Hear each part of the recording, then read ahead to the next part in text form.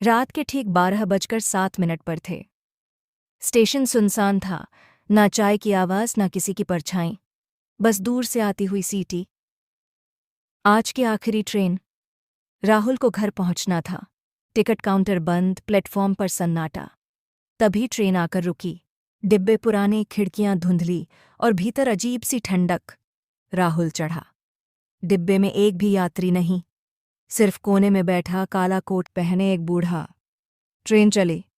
खिड़की के बाहर अंधेरा इतना गहरा कि जैसे रात निगल रही हो। राहुल ने घड़ी देखी। 12:07। 5 मिनट बाद फिर देखा। 12:07। उसने बूढ़े से पूछा, कौन सा स्टेशन आएगा? बूढ़ा मुस्कुराया और धीमी आवाज में बोला, जहां उतरोगे वहीं तुम्हारा आखिरी स्टेशन होगा। राहुल की रूह कांप गई। तभी अचानक ट्रेन रुक गई। बाहर कोई स्टेशन नहीं, सिर्फ जंगल। दरवाज़ा अपने आप खुला। बूढ़ा उठा और उतर गया। जाते जाते बोला, जो ट्रेन रात 12:07 पर आती है वो घर नहीं ले जाती। अगले पल सब गायब। डिब्बा, पटरी, अंधेरा। राहुल की आंख खुली। वह स्टेशन की बेंच पर पड़ा था। सुबह हो चुकी थी। स्टेशन मास्टर पास आया। बेटा, कल रात यहां सो गए थे? ये स्टेशन तो 20 साल से बंद है और आखिरी ट्रेन 12:07 पर ही दुर्घटना में गायब हुई थी। राहुल ने कांपते हाथों से घड़ी देखी। समय अभी भी 12:07 दिखा रही थी। एक छोटे से गांव के बाहर एक पुराना पीपल का पेड़ था। रात होते ही उस जगह से कोई नहीं गुजरता था। लोग कहते थे, वहां एक चुड़ैल रहती है। बरसों पहले उसी गांव में कुसुम नाम की एक लड़की रहती थी। वह बहुत सीधी सादी थी, लेकिन उसकी जिंदगी दुखों से भरी थी।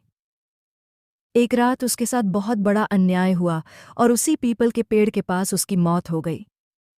कहते हैं उसी रात से उसकी आत्मा को शांति नहीं मिली और वह चुड़ैल बन गई।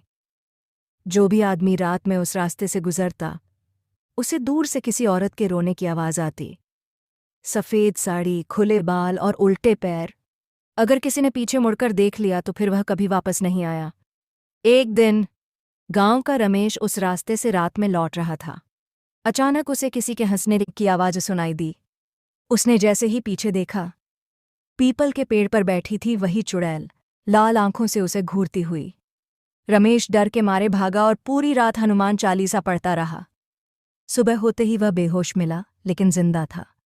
उस दिन के बाद गांव वालों ने उस पेड़ के पास एक छोटा सा मंदिर बनवाया। कहा जाता है अब चुड़ैल वहां कम दिखाई देती है, लेकिन आज भी अमावस की रात पीपल के पत्तों से किसी के रोने की आवाज़ जरूर आती है।